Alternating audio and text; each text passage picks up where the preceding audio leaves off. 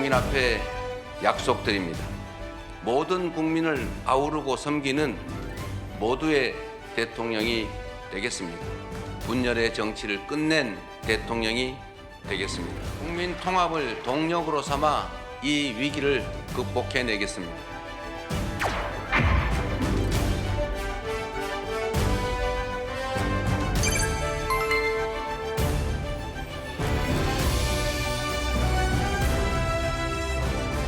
일 년 동안은 주로 흐트러진 또는 비정상화된 국내 각종 시스템 상황들을 정상화시키는데 주력했다면 이제부터는 새로운 비전을 가지고 국민들의 삶을 실질적으로 개선하는 현실적 성과를 이제 내야 될 때가 됐습니다.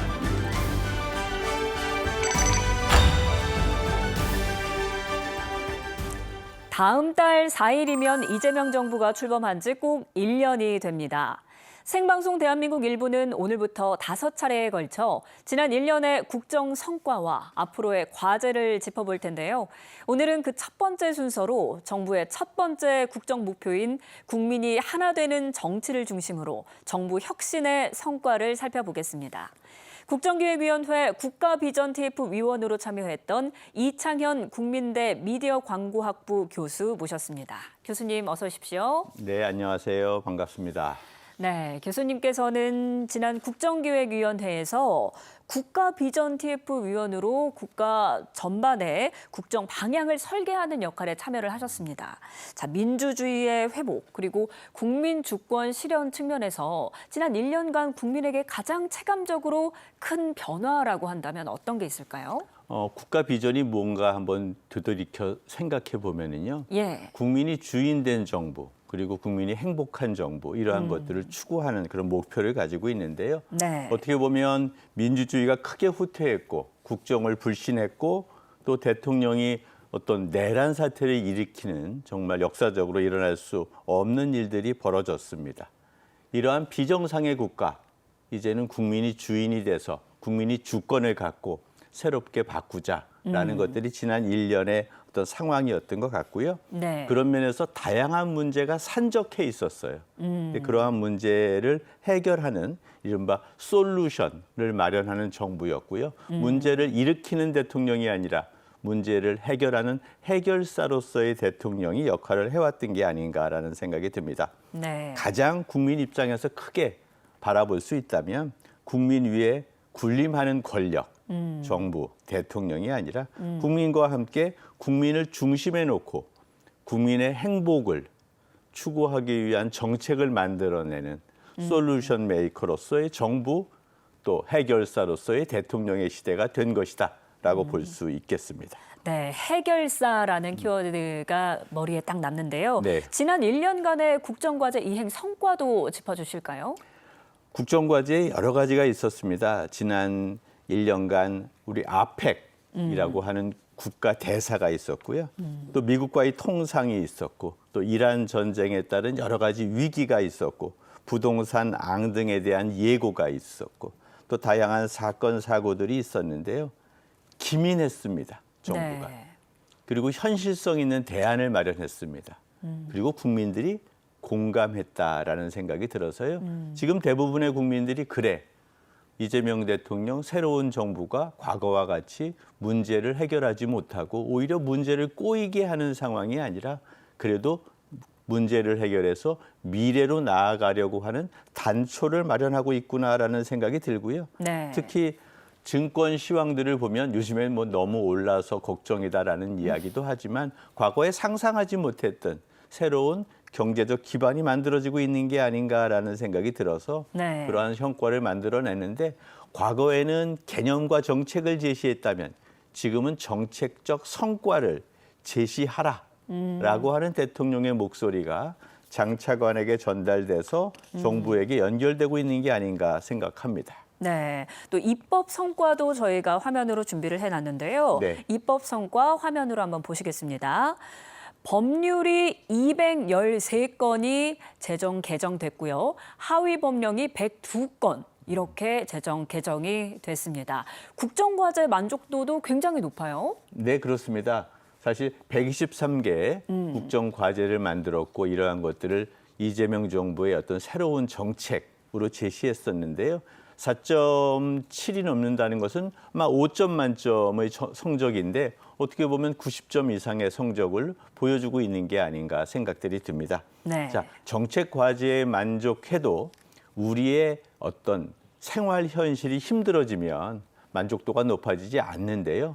최근 들어서 서민들의 삶을 조금 더 개선해야 되겠다라는 어떤 정책적 목표는 있지만 그래도 그 방향으로 가고 있다라는 것들에 대한 국민적 동의, 평가가 아닌가 생각해 봅니다. 네, 정말 다양한 성과가 있었는데 국정기획 단계부터 우리는 빛의 혁명을 위한 민주주의의 회복을 강조를 해왔습니다. 네. 지난 1년 동안 민주주의를 다시 세우기 위한 다양한 노력들이 이어졌는데 이런 노력들은 또 어떻게 평가하시는지요? 사실 민주주의의 회복의 노력은 대통령 이전에 광장에 있었던 또 응원봉을 가지고 모였던 시민들의 열망이 반영된 것이다라고 예. 평가하고 싶습니다.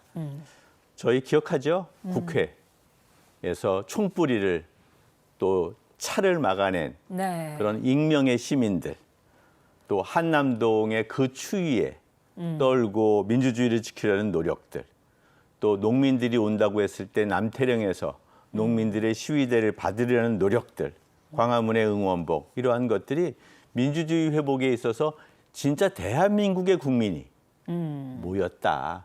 BTS가 광화문 광장을 뜨겁게 달구기 이전에 우리 시민들이 네. 빛을 갖고 모였다라는 생각이 들고요. 빛의 혁명에 가장 어울리는 말이 광화문입니다. 네. 빛으로 널리 세상을 이롭게 하고 밝힌다는 게 광화의 뜻인데 네. 그것이 오늘날 빛의 혁명의 모습이고요.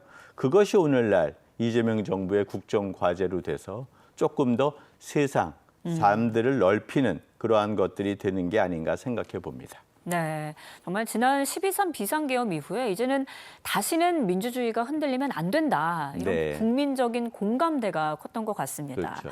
국회 비상계엄 통제권을 강화하자. 네. 이것도 같은 맥락인데 여기에 대해서는 어떻게 보십니까? 민주주의를 지키는 최후의 보루, 예. 이거는 조직된 시민들의 힘이다라는 이야기들이 있고요. 이번에 시민과 함께 국회가 엄청나게 중요한 역할들을 해서 네. 대통령의 비상계엄을 막았습니다. 예. 근데 이러한 것들이 되게 힘들고 어려운 과정이니까 헌법상에 대통령이 임의로 자의적으로 비상계엄을 하는 것 자체를 국회 권력이 좀 통제하자라는 방향으로 개헌 논의들이 있고요. 네. 이러한 것들은 어쩌면 광장 시민의 열망을 헌법으로 좀 현화시키는 아주 중요한 계기가 될 수 있겠다라는 생각이 들고요. 최근 들어서 5.18 정신을 헌법에 넣자라는 국민적 합의가 도출되는 상황에서 스타벅스에서 뭐 탱크데이라고 하는 조금 이상한 어떤 사태들이 벌어졌는데요. 저는 국민들이 그러한 것들을 이제는 더 이상 정치적 논란의 사항을 넘어서 민주주의의 기반을 지키는 대한민국의 국민들이 그러한 사항들을 용납하지 않고 있는 이러한 상황을 보았을 때 헌법에 5.18 정신이라든지 또 비상계엄을 함부로 할 수 없는 대통령의 권한 같은 것들을 좀 나름대로 규제하는 그러한 것들을 좀 현행화시켜야 되는 게 아닐까? 그게 국민들의 목소리다라고 볼 수 있겠습니다. 네, 또 근본적으로 국민 주권이라는 것 자체도 또 교수님께서 언급해 주셨던 것처럼 국민 위에 군림을 하는 게 아니라 네. 국민을 위해 작동을 하는 것일 텐데요. 자, 그렇다면 정부가 추진해왔던 권력기관 개혁도 같은 선상에서 볼 수 있겠죠? 네, 권력기관의 핵심이라는 게 그렇습니다.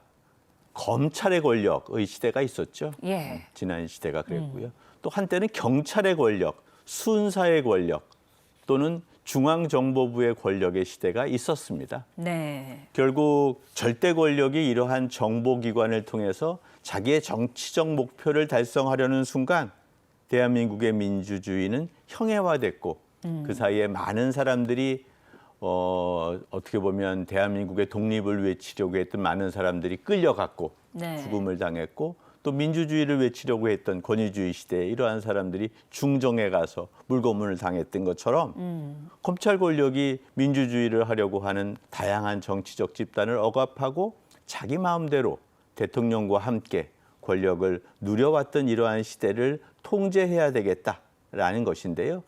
이것은 정치 집단이 자기의 집단의 이익을 위해서라기보다는 이제 그러한 정치 권력이 통제하는 어떤 권력 기구를 이제 국민들에게 통제권을 다시 부여해 드리는 네. 그러한 것이고요. 이것이 저는 대한민국 민주주의 발전에 아주 중요한 계기인데 이것이 이번에 검찰 시대의 종언을 구하는 방식으로 권력 기구가 개편되고 있는 게 아닌가 생각해 봅니다. 네.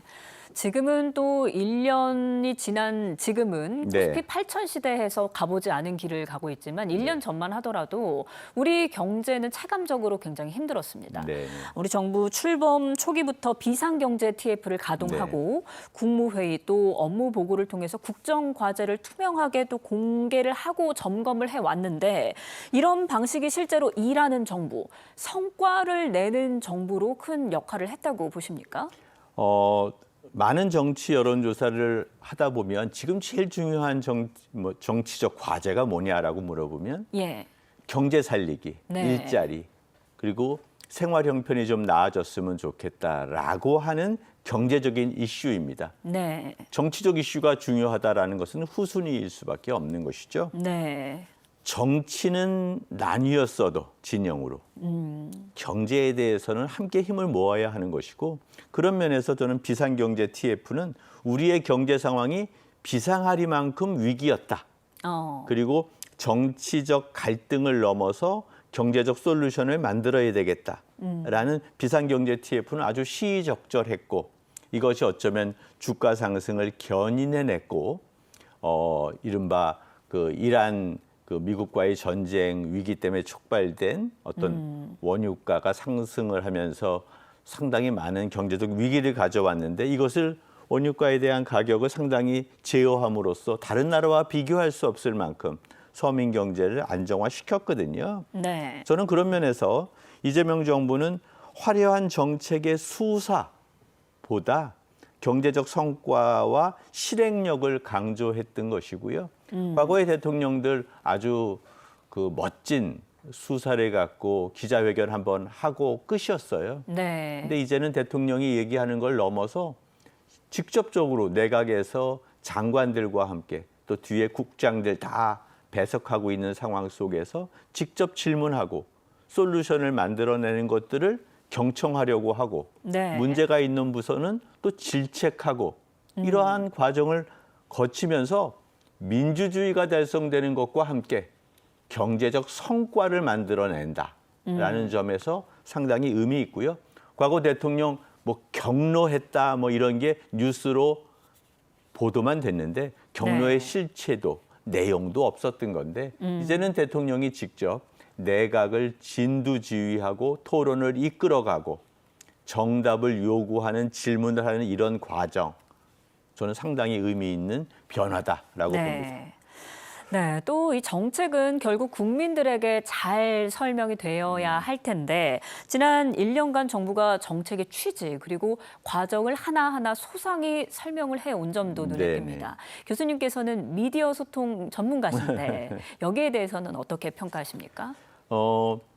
이제까지 정부 홍보 그러면 대통령 동정, 대통령 말씀 잘 정리해서 그냥 홍보수석이 언론에 전달하고 그런 게 이제 언론에 보도되고 또 우리 KTV 같은 데서 열심히 방송해 주는 걸로 끝났어요. 그 일방적 소통입니다. 그렇게 해서는 국민적 공감을 얻어내기가 힘든데 최근 들어서는 일방적 소통을 넘어서 쌍방적 소통을 하고 있다는 것이 저는 정말로 중요한 변화다라고 생각합니다. 네. 어쩌면 일방적 소통은 공감을 얻어내기 힘든데 쌍방적 소통을 해야만 국민적 공감을 얻어내고 국민 공감이 돼야지 국민이 정책에 공감해서 호응해 줘야지 정책이 실현되는 것이거든요. 저는 그런 면에서 쌍방 소통을 넘어서 국민 공감의 시대가 만들어지고 있고 그것이 과거 대통령의 홍보의 패러다임을 크게 바꾸었다라고 봅니다. 네. 또 헌정사상 처음으로 공개된 국무회의 생중계도 큰 화제를 모았습니다. 네. 저희 KTV에서도 국무회의를 생중계하면서 그 과정을 함께 해왔는데요. 화면으로 보시겠습니다. 네, 제 33차 국무회의를 시작하겠습니다.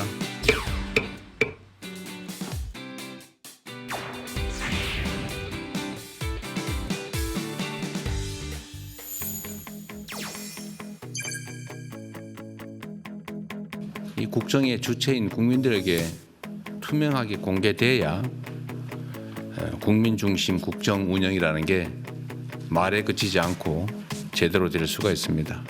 그래야 국민 주권이라고 하는 것도 내실화될 수 있을 겁니다.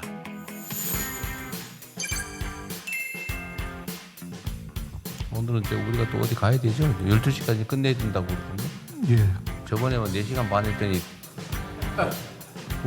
다 여러분들 잘못이에요. 머리 보고를 많이 해요. 네, 다음은 사실 내 잘못인데. 네, 국정 운영 전반을 이렇게 생중계로 공개하는 방식, 저희 KTV에서 단독으로 생중계를 또 해드렸습니다. 예, 예. 네, 이런 열린 국정 운영이 국민의 신뢰 회복에도 큰 도움이 됐겠죠? 그렇죠. 그 신뢰라는 것은 투명한 정보의 공개에서 기반합니다. 정보가 투명하지 않으면 신뢰하기 어려운 것이죠.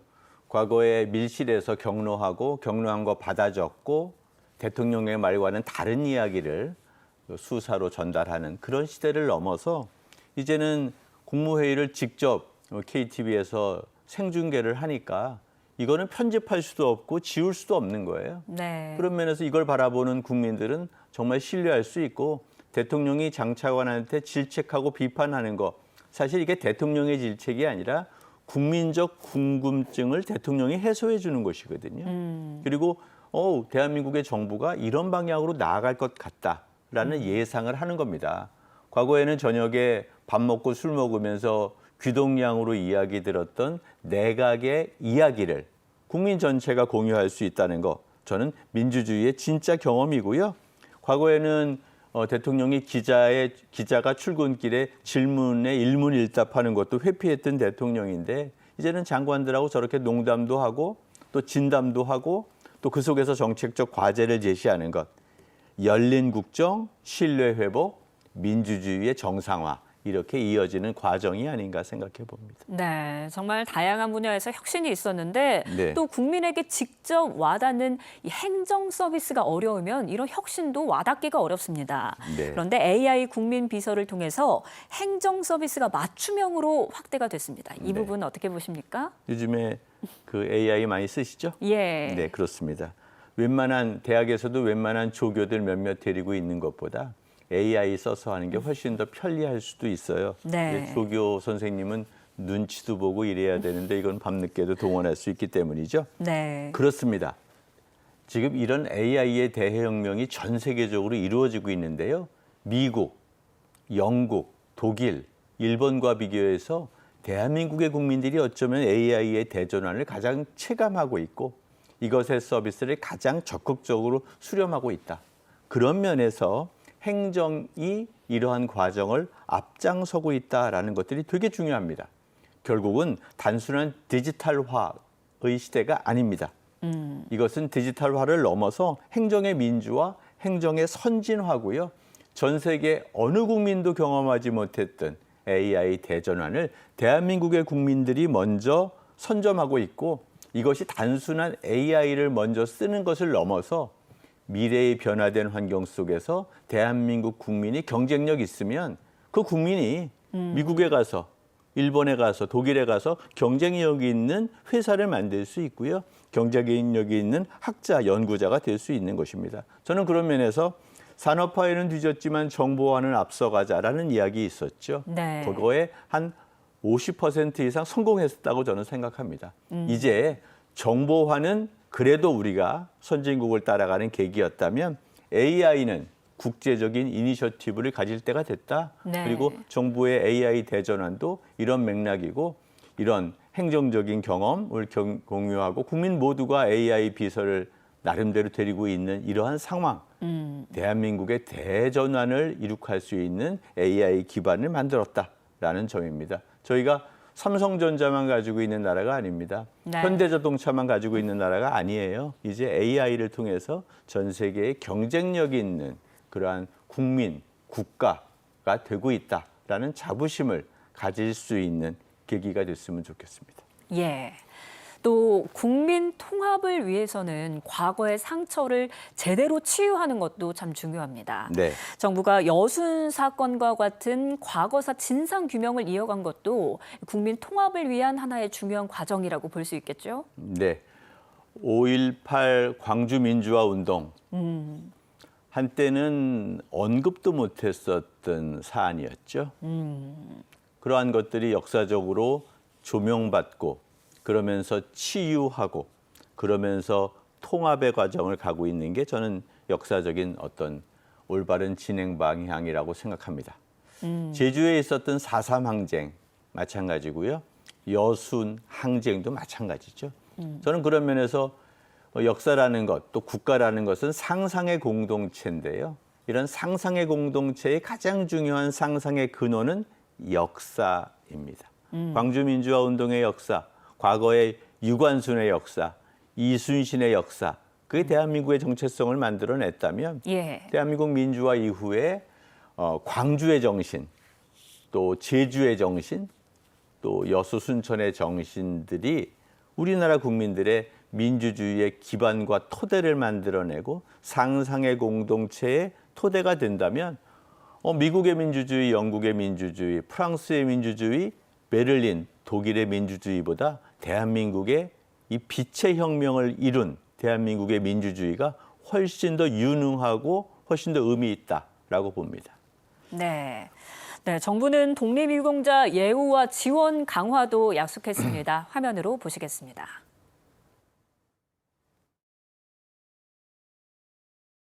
독립을 위해 후손들이 살아갈 내일의 희망을 위해 모든 것을 내던지신 선열들이 없었다면 오늘날 우리가 누리는 자유와 번영의 대한민국은 결코 존재할 수 없었을 것입니다.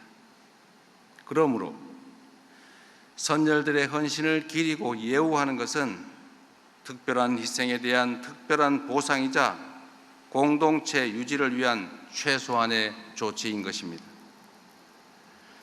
지난 광복절에 밝혔던 것처럼 미서훈 독립유공자 발굴 포상을 확대하고 독립유공자 유족을 더욱 두텁게 지원하기 위해 각별히 살필 것입니다. 독립운동하면 3대가 망한다는 자조적인 말은 사라지고 국가를 위해 헌신하신 분들이 존경받으며 공동체를 배반한 행위는 준엄하게 심판받는 그런 상식이 통하는 공정한 나라 반드시 만들어내겠습니다. 네, 보훈 분야에서는 독립유공자 예우 강화가 추진이 되어 왔습니다. 나라를 위해 헌신한 분들께 제대로 예우하는 것, 이것도 국민 통합의 결정적인 부분인 것 같아요. 네. 그 독립운동하면 3대가 망한다.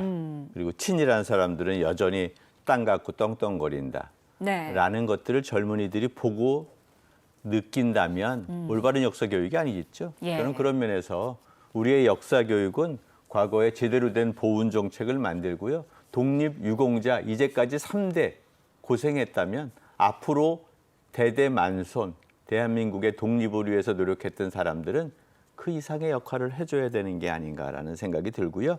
과거에 독립운동자가 있다면 6.25 전쟁 시기에는 이른바 군인들에 대한 예우가 있을 테고요. 그다음 민주화의 시기에는 민주주의 투쟁의 역사를 가졌던 사람들, 선열들을 예우해야 될 것이라고 저는 생각합니다. 또 그 사이에 다양한 소방이라든지 경찰이라든지 이런 유공자들이 있을 텐데요. 이런 국가의 유공자를 제대로 예우하는 것, 그것이 바로 대한민국의 미래를 제대로 만들어내는 것이다라고 봅니다. 네. 정부는 앞으로의 1년은 더 확실한 성과를 내는 데 집중을 하겠다라고 네. 강조하고 있습니다. 자, 이를 위해서 앞으로 정부가 조금 더 중점적으로 추진해야 할 사항은 어떤 것이라고 보십니까? 국민이 주인된 정부, 국민 모두가 행복한 대한민국을 만드는 게 이재명 정부의 국가 비전이죠. 네. 자, 국민이 주인된 정부는 여러 가지 권력기구를 어떤 좀 이렇게 국민들에게 위임하고 또 통제하고 또 헌법들을 새대로 만들어내고 이러한 것들을 갖고 있다면 그 다음에는 국민이 행복해야 돼요. 국민이 행복하려면 어떻게 해야 될까요? 우리 생활 세계, 경제 상황이 나아져야 된다라고 생각합니다. 경제, 주거, 일자리, 돌봄 이러한 것들이 우리 생활 세계를 결정하는 것인데요. 사회적 갈등과 통합을 강화하고 갈등은 완화하고 통합을 강화해야 되겠죠. 그리고 나서는 결국은 우리의 먹거리, 또 새로운 대한민국의 미래의 어떤 비전 이런 것들을 만들어내야 될 것이다라는 생각이 들어서 문명대전환의 대한민국은 아주 순풍을 맞이하고 있습니다. 네. 이러한 것들이 내부적인 정치와 갈등, 또 통합의 부재 때문에 저는 갈 길을 잃어서는 안 된다라는 생각이 들고요. AI 대전환 이런 것들을 통해서 성찰과 통합, 성장과 통합을 하고 기술 혁신에 대한민국이 세계의 이니셔티브를 갖고 새로운 표준을 만들어내야 되는 것, 그것이 대한민국의 미래이고요. 그런 면에서 우리 후배들에게, 미래 세대들에게 떳떳한 미래의 어떤 발전의 내러티브라고 하죠. 서사를 만들어내는 것, 이것이 이재명 정부가 해야 될 가장 큰 일이 아닐까 생각합니다.